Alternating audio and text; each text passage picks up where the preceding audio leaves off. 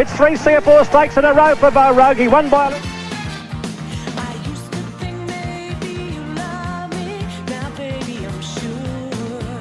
Let's Elope ranged up on the outside to tackle Prince O'Leary, who won't give in. Prince O'Leary's still the leader. Let's Elope getting to win. Let's Elope, Prince O'Leary. Let's Elope on the outside. Might have just beaten Prince O'Leary. Now every time I go for the mailbox, gotta hold myself down. Maldivian's done it all. He's a length in front. Elamosa diving out wide late. Maldivian hanging on and won the CF4.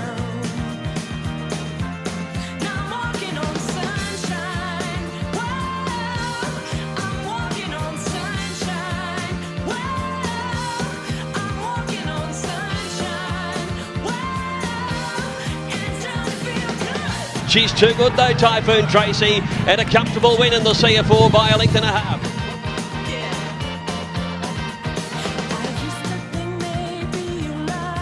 Into the straight now, Black Caviar, the awesome racehorse, races to the front. She's kicked away now, she's home, she's 3 legs.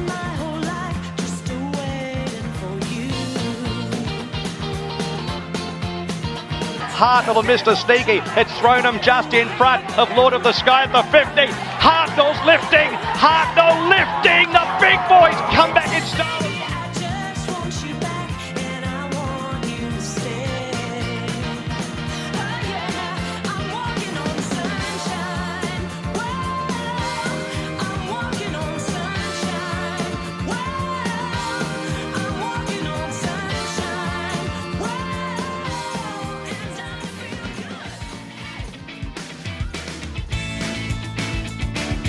And now on PG Podcast Network, it's time for the year-round carnival with Vince Accardi and your host, Racetrack Rolfie.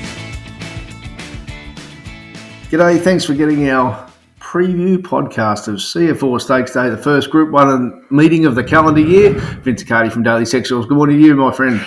Good morning, Ralphie, and what a great day. Oh, it's a absolute cracker. We can just make it nice and easy. It's Caulfield, it's Rail True, it's a nice summer meeting, a little bit of a subtlety too. So how does the track normally play under that circumstance?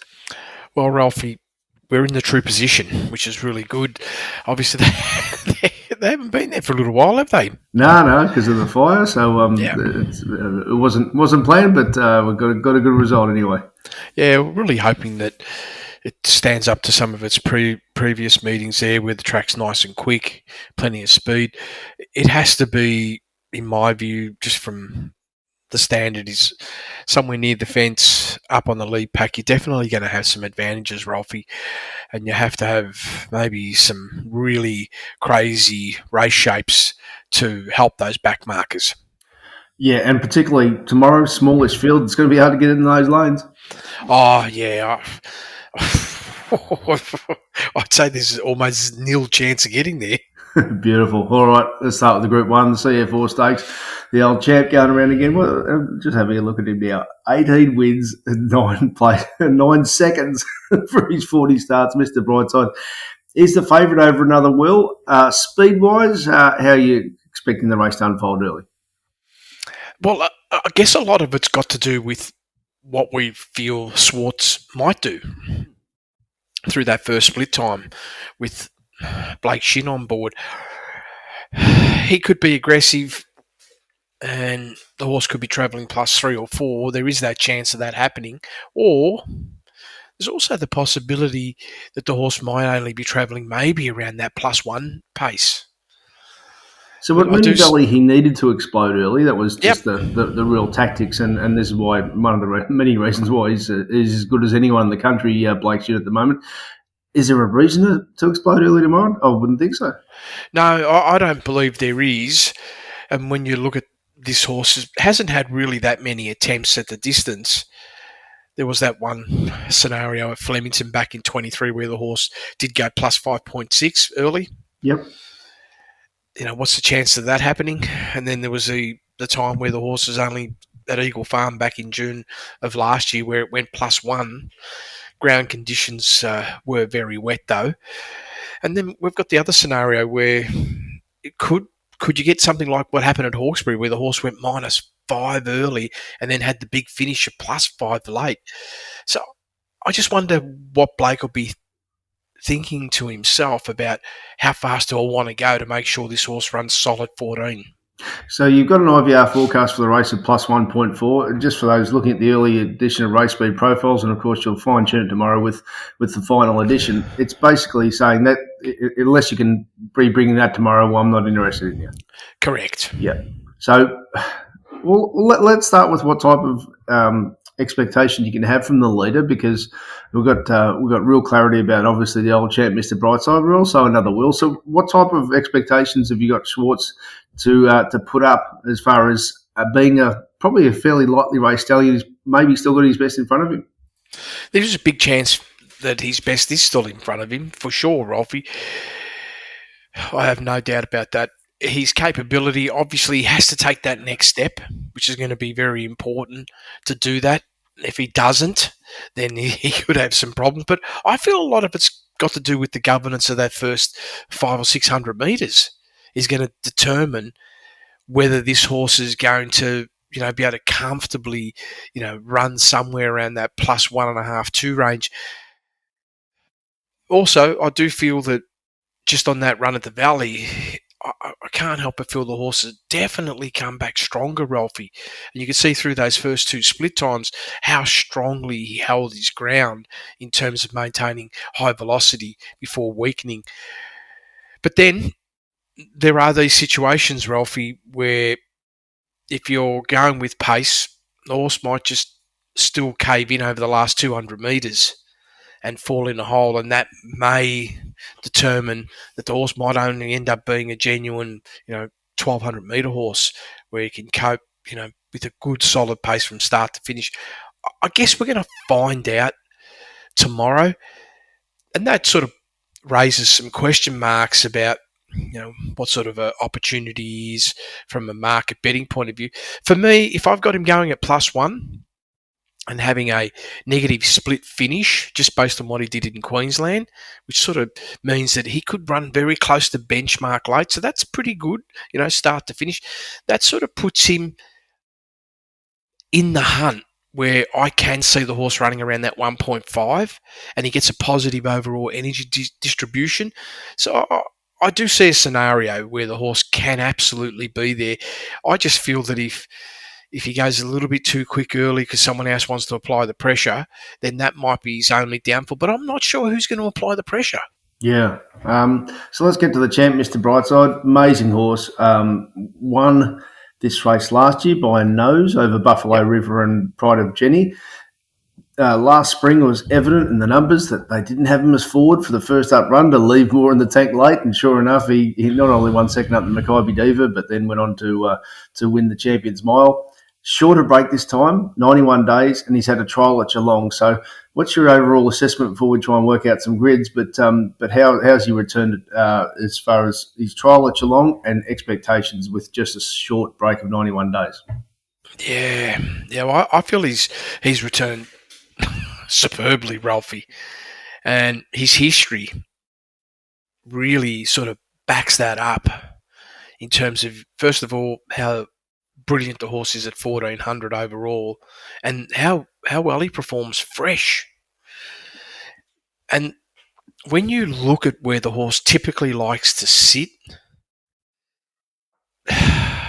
whether he's sitting a length off him, Ralphie, or he's sitting 3 or 4 off him, which is probably like, I'd say the back end, the worst I could see is like 5 lengths off the lead. I don't believe that's what's going to happen. I feel the horse is going to be like inside 3, but 5 would be probably the horse's worst position. And that still puts him hard in the race. And then you look at his overall typical close and what he can do from a first up point of view. It's just so hard to see this horse not putting in a last 400 metres that's anywhere between +3 and +6.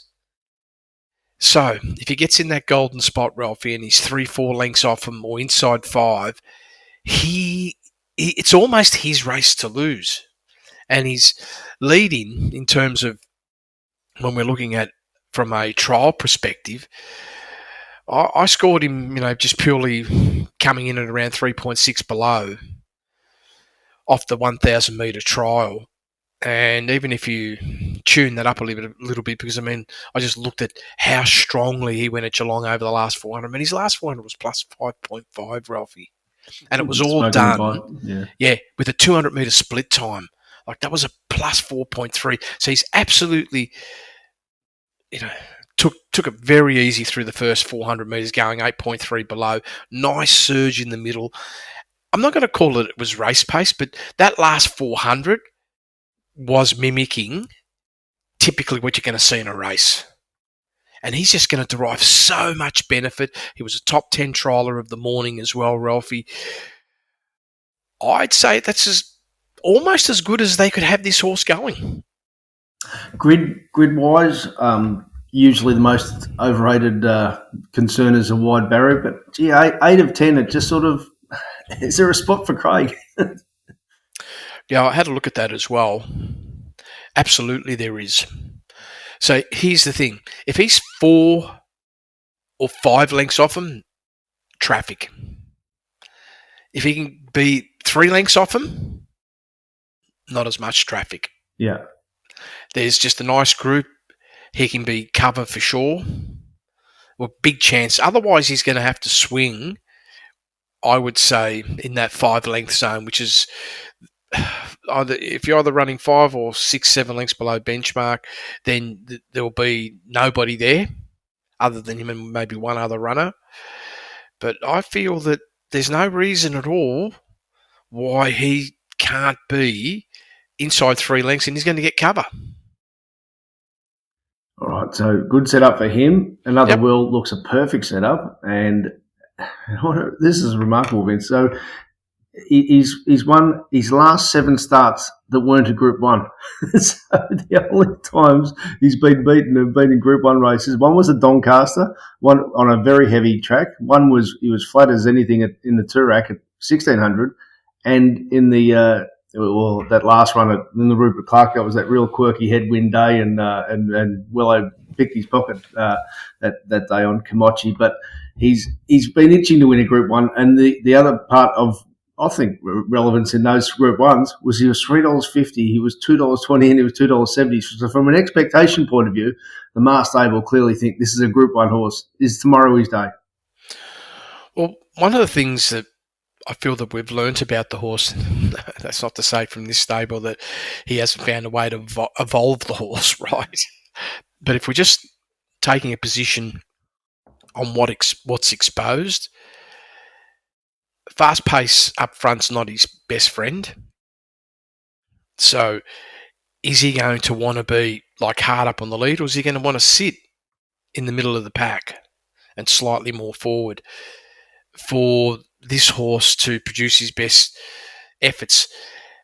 Now, if we're going genuine +1 pace, if he wants to take it up, or if Jamie wants to sort of take it up and be part of that lead pack, then we're going to go probably +2 or 3. I don't know.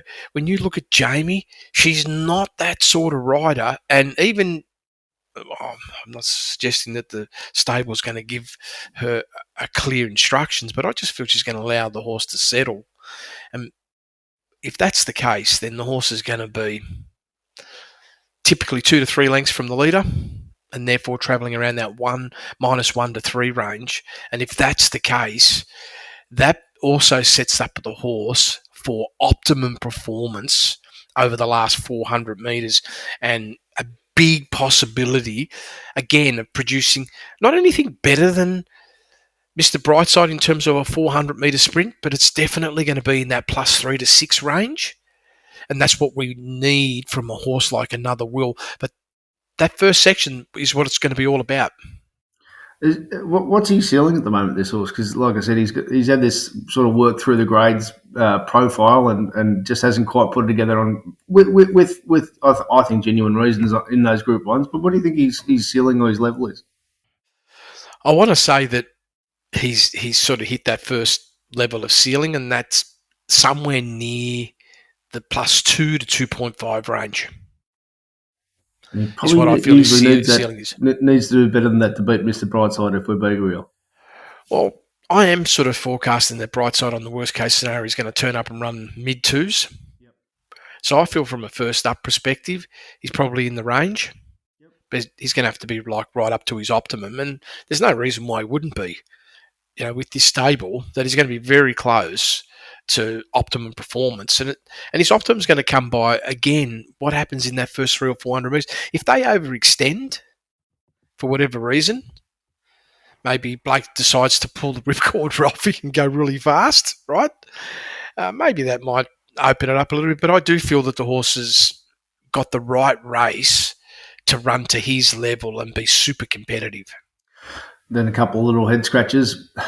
They're both stallions, which is the other thing I think worth putting on the table because effectively they're running for more prize money than the geldings because, of course, they're going to be worth so much more if they can get the Group 1. Private Life has already got the Group 1, but I'm saying, why is Mr. Waller running this horse first up at 1,400 against these? Why has he set this south? So, which is always a bit of a query.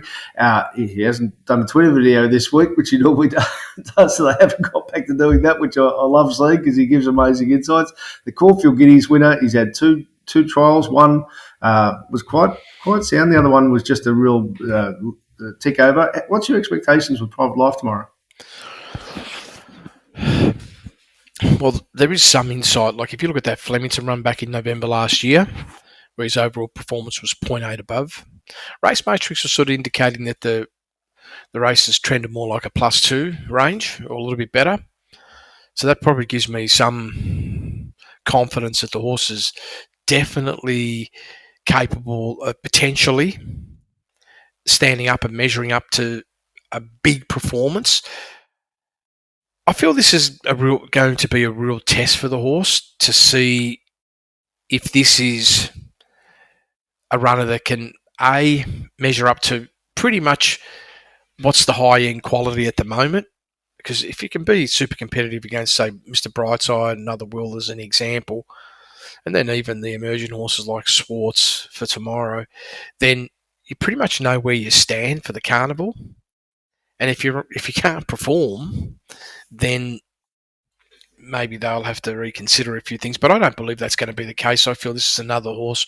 First of all, I look where it's drawn. Doesn't have to do any work at all, Ralphie. It's quite capable of having a huge sprint late. And I'm just sort of sitting back here saying, okay, now the big test is going to be, if you ask to go faster, can you still produce a +6 to 8 range last 400? The weapon's there, Ralphie. The weapon is there. And with Damian Lane, I'd say this is like beautiful situation for him. I can't see him wanting to be super aggressive. I really feel he's just going to sit there and wait for his opportunity. And he's drawn the right side of the track. He's just going to need a little bit of luck in the home straight. And you've got plenty of straight to do it. And I can't not ask about Southport Tycoon. And for this reason, it's a Group 1 tomorrow. It wasn't a Group 1 first up. He was $2.20 versus Schwartz, who was $4. So the expectation was there because you couldn't not give him a sort of grade given his best. Now, his best is sitting there, Vince, on your IVR profile here. It says +2.3. And that night, he was drawn low, and Craig Williams got his pocket picked. The last stride he was on Growing Empire, the stablemate. Is there a circumstance where Southport Tycoon dramatically improves and Mark Zara weaves his way through? Well, that's his only option, isn't it? He's got to weave his magic. And then the question is, does he have the right sort of finish? Any sort of impediment is going to be challenging. And is he going to be last? I sort of sit back and say big possibility that he's going to be last, a clear last. And that means everybody, like that where all the danger is, he's got to give Brightside at least, keeping it realistic, 4 to 6 lengths head start. Another Will's at least the same. He's even going to have to give Private Life a head start. So the way I'm looking at it is like this. We've got too many other runners in the field where they got a similar last 400. So he's not going to be able to use that weapon to his advantage unless they go really fast. if they go really fast, Ralphie, and someone sits there and has the view, no, we're going to go plus 3 or 4, then it's a different situation, because that will absolutely weaken the close of the horses that have the big kick.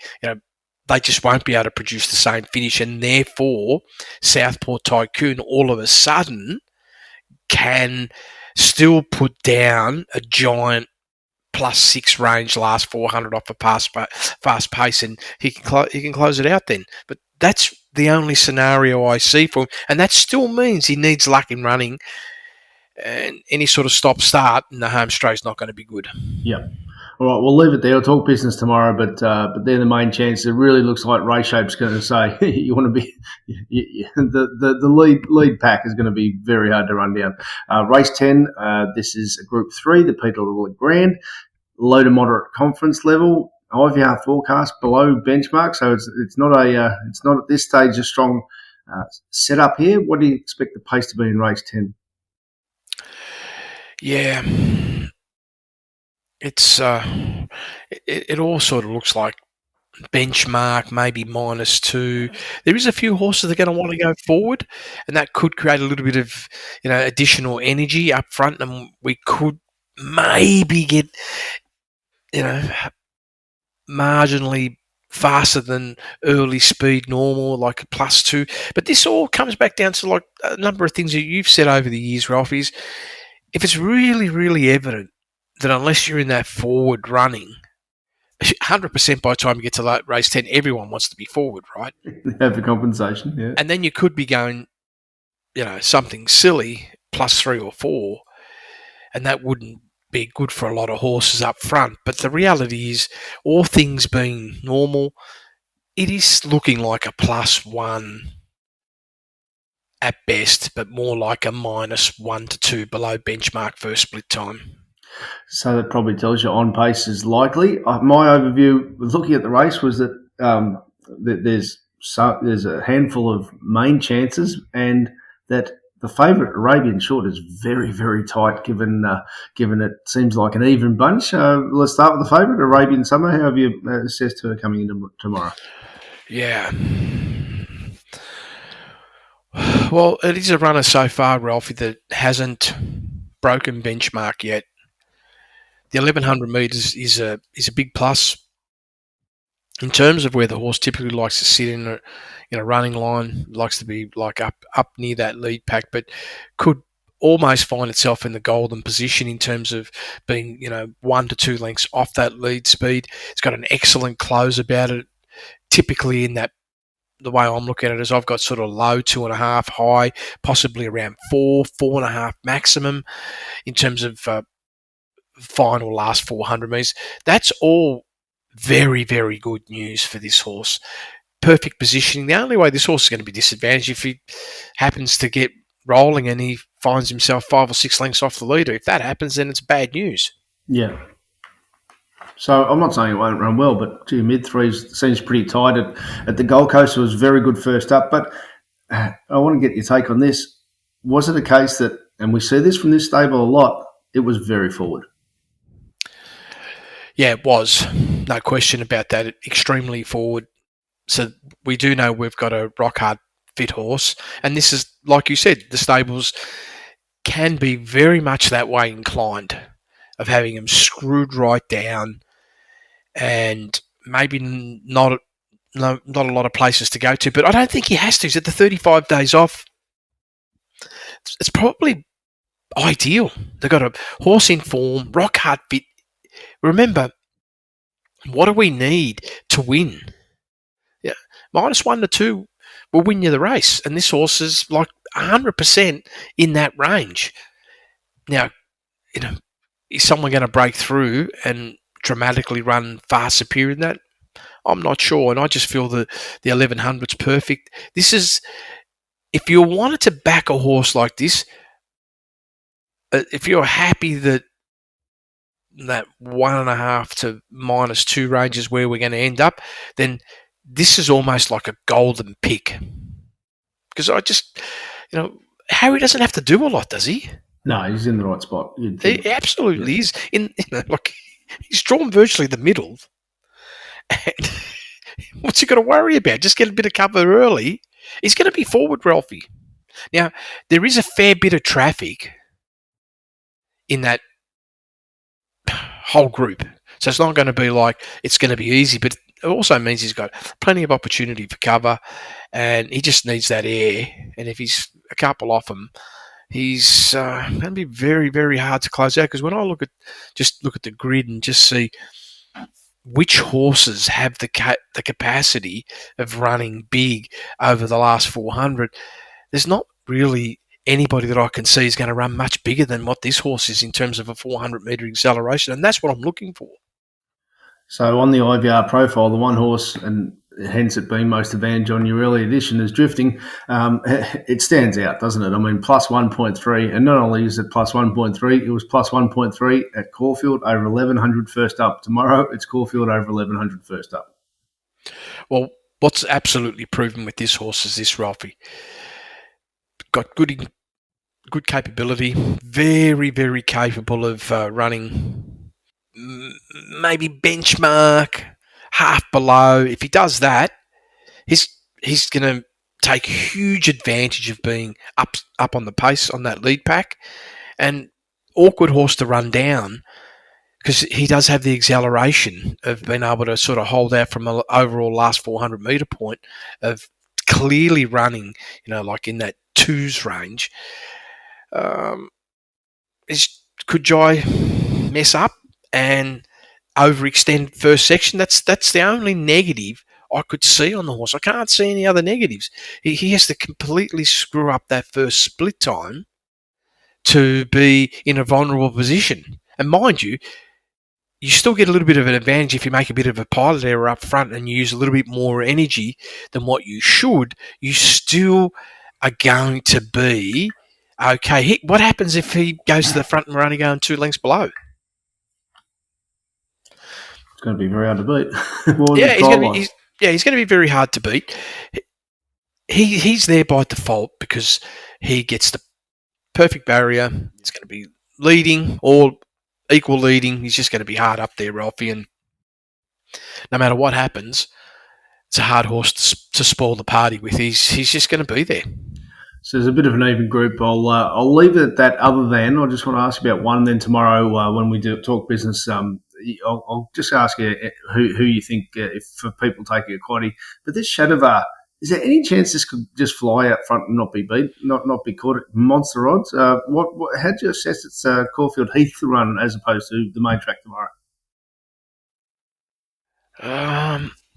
Well, see, like all things, like you look at the Heath run, it was 1.2 below first split time. The run before Bendigo, which I felt was like really good insight about like the maximum potential, like plus 1.3. Is that what their plan's going to be? Then you look at John Allen. How good is he really from a front riding perspective? No, he isn't mine. No, right. So there's challenges, right? Yeah. But he's also the type of rider that could create chaos. That's what I mean, yeah. Yeah, there's a big possibility, but they're not all to his advantage. Yeah, fair enough. The reality is he's capable of, obviously being there, Ralphie. Okay, well, race 8, the over the mile. Always a bit of a head scratcher, this one, because a number of horses are resuming, and then trainer intent comes into it, etc., etc. But we'll just start with the basics. How are you expecting the race to unfold pace-wise with Buffalo River? We know he leads, and how fast do you expect him to go? Buffalo River at a mile is very, very interesting, Ralphie, in terms of where we could end up speed-wise. Just looking at the nature of the rider, there is this chance this horse could be ridden along and put some tension in the race, and all of a sudden Buffalo River's asked to run +2, +3 through that first section, and maybe it's going to be pressure from there on in, and that I don't feel that's going to help the horse. I feel that's going to be a negative if this is what takes place. I just wonder whether there was any chance Buffalo could just breathe a little bit more, but the more I look at it now, the less I'm seeing that happen. I just feel like the horse is where it is in its campaign, how much racing it's had. What are they going to do? They're just going to roll. I don't know in the front, they're in bigger trouble. And gee, I think this means it's a perfect setup for Chorlton Lane. Can I just say one thing first? Chorlton Lane, last two jockeys, Foley, Osborne, before that Morgan, Whittick, Collett tomorrow, low draw, Blake Shin goes on. I know he's been up forever, but could he get a better shape than this tomorrow? Well, what we do know is he's been up forever, but the forget the pattern. Just forget the pattern. Because I used to work against the pattern, but you can't do it with Ma. You just cannot do it. And then you look at what he did at Lakeside. Okay, I have a bit of caution when I look at just the way that track's been playing, because there are some challenges about distances and a whole range of other things, speed in the ground. But what can't be taken away is this horse has massive 400-metre acceleration and can sustain it for 800. Generally, that is brilliant for milers, especially if they get the opportunity to breathe through the first 600 metres. Like if this horse just can breathe through that first 600 metres, and you have a look at his typical lineup, it's a horse that probably is going to find itself 5-6 lengths off him. So if we've got Buffalo running +3, then sure, we're going to be around -3 for Blake Shin. And if Buffalo's going +1, because there's not as much tension, then this horse is going to, it's going to smash him down, Ralphie, because he's 800 metres. Just the capability of this horse in terms of what he can do in terms of a 400-metre sprint. He Shin could find himself already in front with 250 to go, 300 to go. That's how easily he could do it. And I don't feel there's anybody that can hold it out if they run around that +1 range. And if they go +3, that's still fine. Probably it would be interesting to see if they go really fast, like +5 or 6, and like through the first 2 sections. Maybe that could unhinge the horse. I'm just sitting back here, Ralphie, saying he'd be pretty excited, Ma. It does look the perfect setup. Is all being even, of course, once the barrier's open, anything can happen, but he's a better horse than Marble Arch, isn't he? Is he a better horse? Yeah. For sure. I have no doubt about it. He's potentially a better horse, but it all comes back down to the distribution of energy, Ralphie.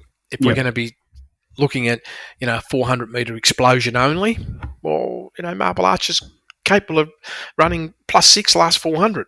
Okay. The only thing is, I would put a little caveat on that, and the caveat would be, depends on what speed you're running at.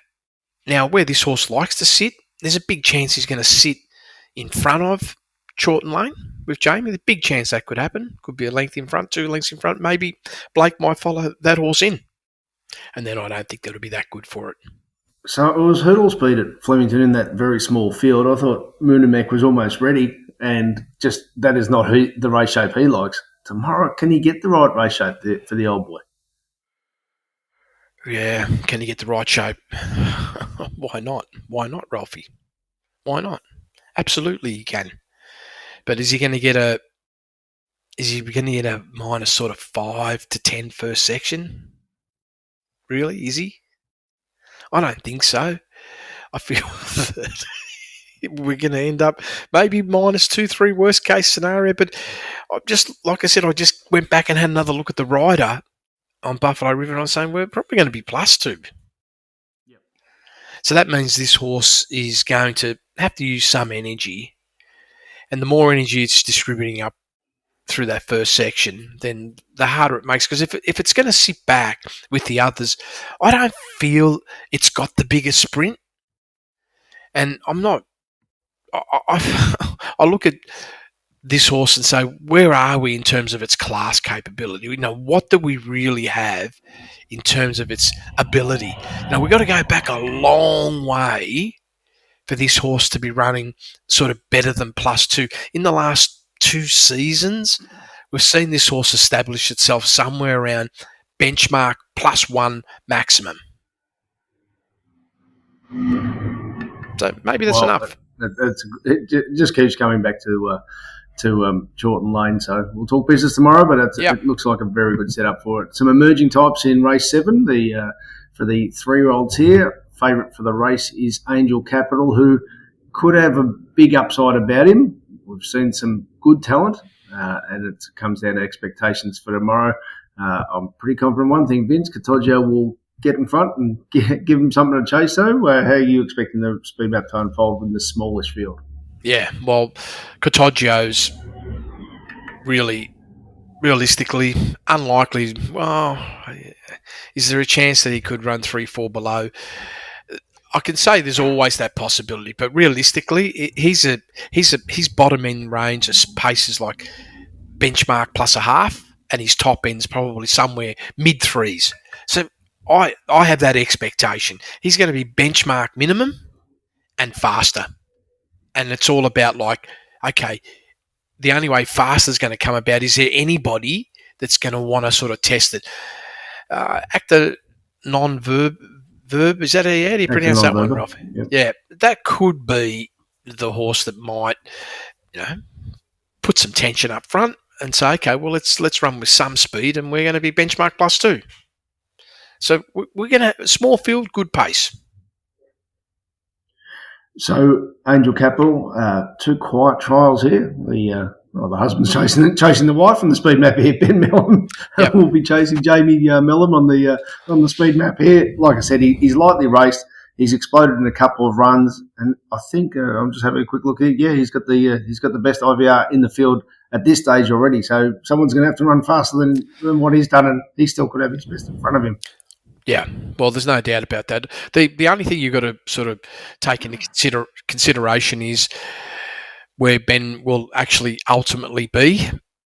If we look at this horse, could be anywhere between 3 and 7 lengths off the leader. What's that going to do to the last 400? Like if the horse is 3 off him, then we've got a scenario where the horse could be running benchmark early, and it's never been there at benchmark. So if that's the case, I don't believe we're going to get the big finish. So he could be a lot further back than that, and that might not be ideal, even in a small field. So whilst the horse by default has to be right up there, and I've sort of, the way I've pegged it is this, Ralphie, we're looking for roughly somewhere in that -2 to -3 range. And I sort of said, okay, well, let's take a position that Angel Capital realistically is going to run at least 2.5 lengths below benchmark.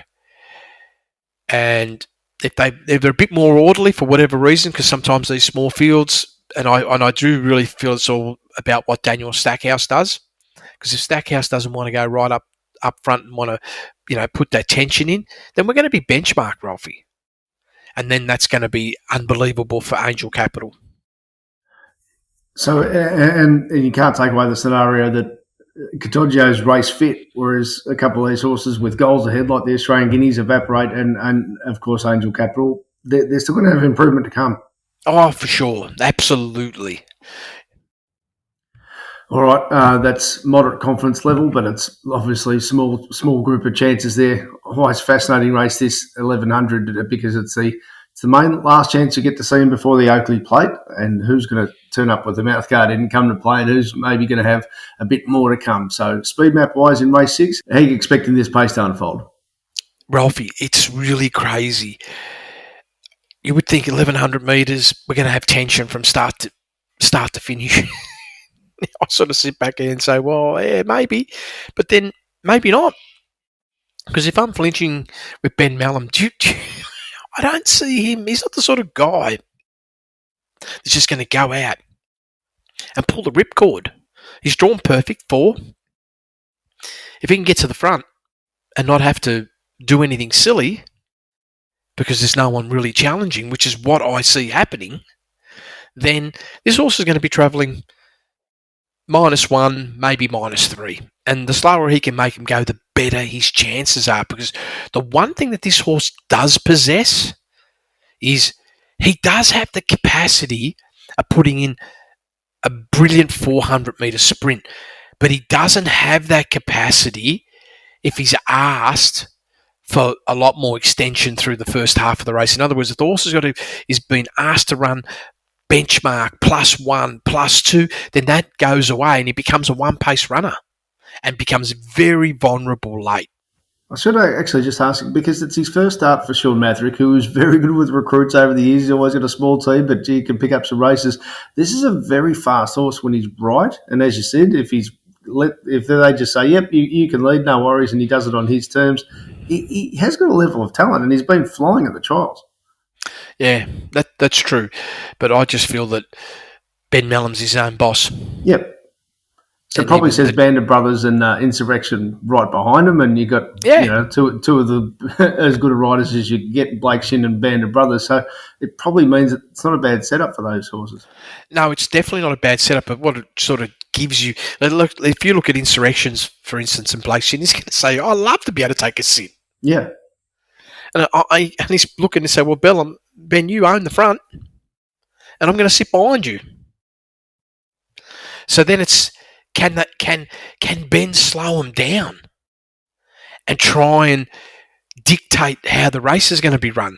Oh, there's a fair bit of tactics here, Ralphie. Yeah. The challenge is Insurrection also has an explosive 400-metre acceleration about itself, and the slower they go, probably the greater the advantage for this horse.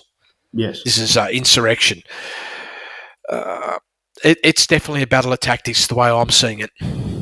Which also makes it harder for horses who are going to be tagging him, because Ray McNero, you couldn't think being there, neither Mahaba, and they're both deep in the market. But Race Shape and probably, I'd be very confident saying with both, it's grand final day in 2 weeks' time, not tomorrow.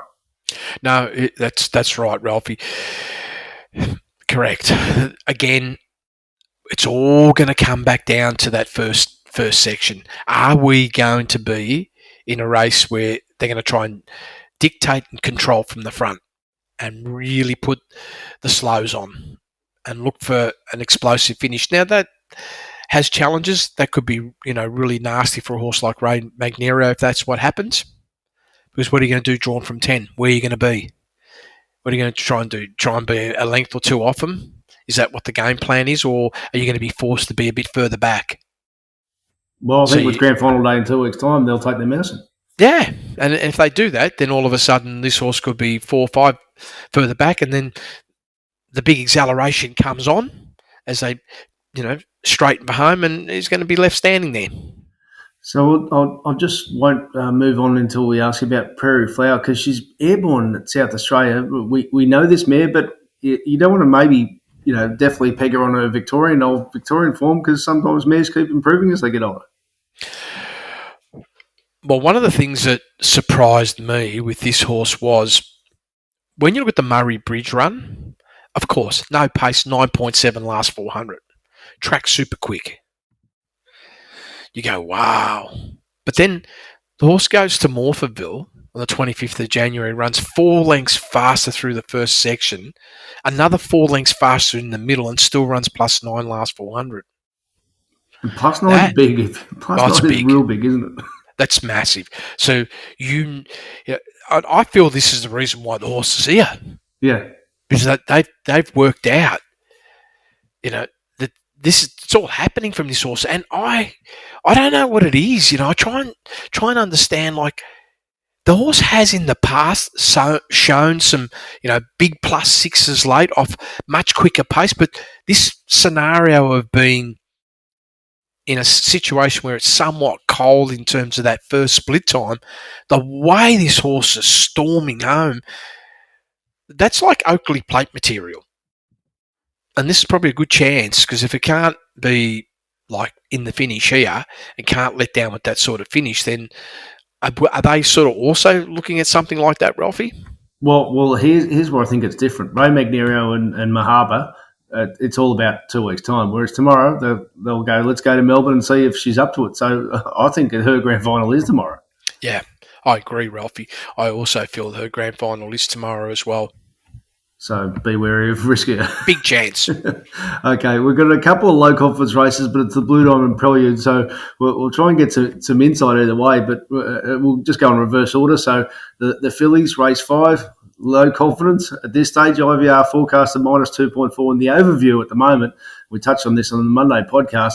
At the moment, no 2-year-olds have really stood up anywhere in Australia at the moment from an overall perspective, and certainly not in Melbourne. No, that's correct, Ralphie. So this is, in my view, for me, it's very much a watch and see situation to see who can make that transition. It is interesting, even though, like, when I look at, I try and get a little bit of a profile from the QR to say, okay, what's that range? And the range at the moment saying anywhere between -1 and -5.1. But what I also notice is there is a little bit of separation. First of all, if we look at Palm Angel, who's going to be up front, there's a good chance. I mean, this horse is just, when we look at the 1,000 metres, a -1, and then we look at the other horse, I think it's Wiltshire Square, around -1.4. They got a little bit of a gap. Now, it's not a big gap because it's 1,000 now transitioning to 1,100. But what is interesting is, first of all, Palm Angel go forward. Maybe, if we look at what it did at Caulfield, the big hold up in the middle, coming out through that first section with plenty of speed, I felt that was like a giant negative. And then it's turned up, gone Sandown first up, and we've just seen the pace on all the way. And then we just got a dead set weakening over the last 400 metres.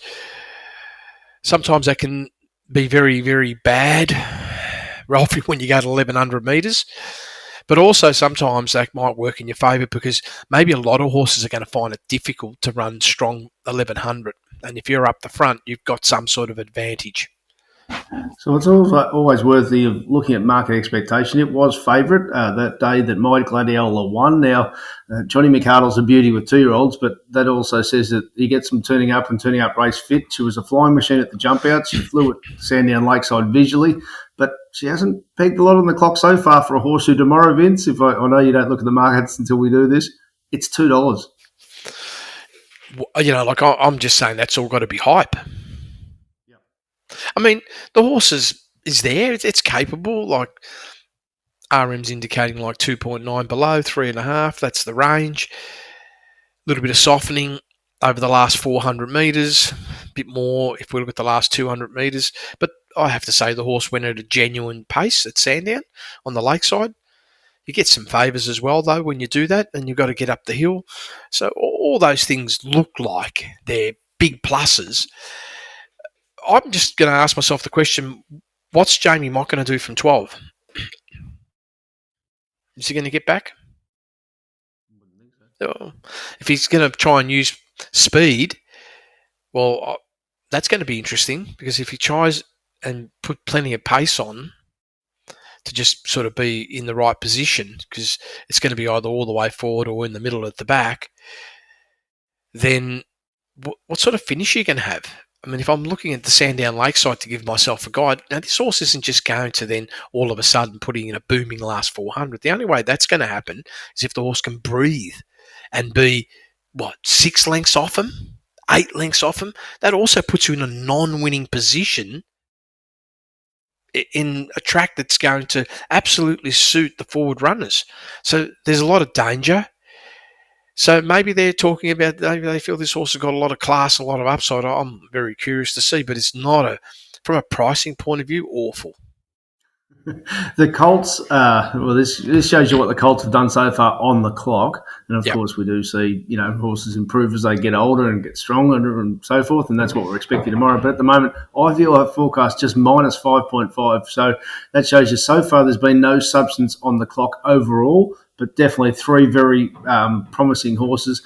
We'll start with the favourite, Aleppo Pine. What did he do at Ballarat? And have you got some clarity about its jump out, which did look really good at Caulfield Heath recently? Yeah.